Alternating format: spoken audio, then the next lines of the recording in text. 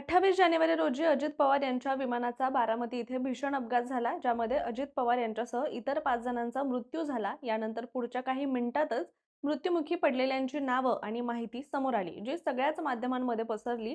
मात्र आता यापैकीच एका व्यक्तीच्या फोटोबद्दल धक्कादायक खुलासा झालाय। ज्या व्यक्तीचा फोटो कॅप्टन म्हणून वापरला गेला, ती व्यक्ती ती नाहीच असा दावा देखील करण्यात आलाय।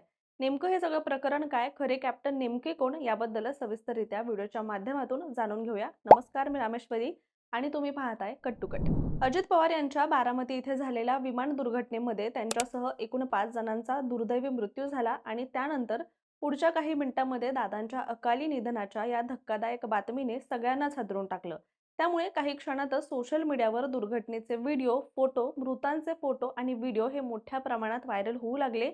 यासोबतच अपघात कसा झाला, विमान कोणतं होतं, कोणत्या कंपनीचं होतं, विमान कुठून कुठे निघालं होतं, किती वाजता कुठे पोहोचणार होतं, म्हणजे अशा प्रत्येक संभाव्य गोष्टीबद्दल चर्चा ही सोशल मीडियावर होताना आपण पाहिली आहे। दरम्यान अजित पवार यांच्यासोबत विमानात त्यावेळी त्यांचे सुरक्षा रक्षक विदीप जाधव, कॅप्टन सुमित कपूर, को पायलट शांभवी पाठक आणि फ्लाइट अटेंडंट पिंकी माळी यांचा समावेश होता। अनेक मोठमोठ्या चॅनलने ज्यांचे फोटो दाखवायला सुरुवात केली, तेच फोटो पडताळणी न करता इतर माध्यमांमध्ये सुद्धा व्हायरल झाले आणि सोशल मीडियावर सुद्धा तेच पुढे व्हायरल होत गेले। आणि त्यातच कॅप्टन सुमित कपूर म्हणून ज्यांचा फोटो वापरला गेला, त्यांच्या पत्नीची देखील सध्या Instagramवरची पोस्ट मोठ्या प्रमाणात व्हायरल होत आहे। त्यामुळे सुमित कपूर म्हणून जी व्यक्ती दाखवली गेली, ती व्यक्ती सुमित कपूर नाहीये अशी धक्कादायक गोष्ट समोर आली आहे। तर तो फोटो आहे कॅप्टन साहिल मदान यांचा। साहिल मदान हे देखील VSR व्हेंचर प्रायव्हेट कंपनीत काही काळ कार्यरत होते आणि त्यांची पत्नी संजम साहनी यांनी हा व्हायरल फोटो आपल्या पतीचा असल्याचं सांगितलेलं आहे।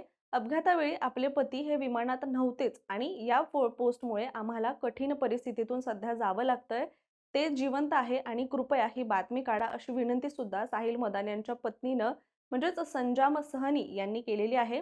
दरम्यान विमान अपघातानंतर आणि साहिल यांचा फोटो माध्यमांवर झळकल्यानंतर अनेकांचा देखील त्यांचा मृत्यू झाला असा समज झाला आणि अनेकांनी सहनी यांना कॉल केले, मेसेजेस केले होते।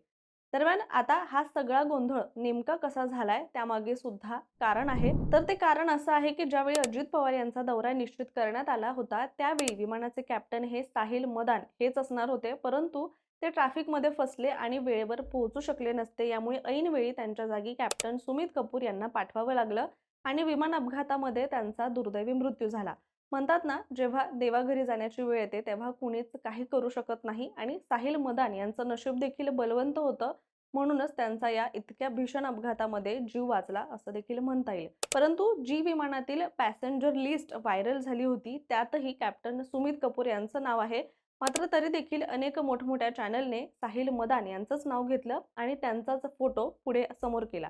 दरम्यान जिल्हा परिषद निवडणुका आणि पंचायत समितीच्या निवडणूक प्रचार सभेसाठी अजित पवार हे मुंबईवरून बारामतीला येत होते आणि त्यावेळी बारामती इथे उतरत असताना कॅप्टन सुमित कपूर यांना समोरचं काहीच दिसू लागलं नव्हतं आणि हा अपघात झाल्याचं बोललं जातंय। याशिवाय कॅप्टन सुमित कपूर यांच्याबद्दल सुद्धा अनेक धक्कादायक माहिती नंतर समोर आली।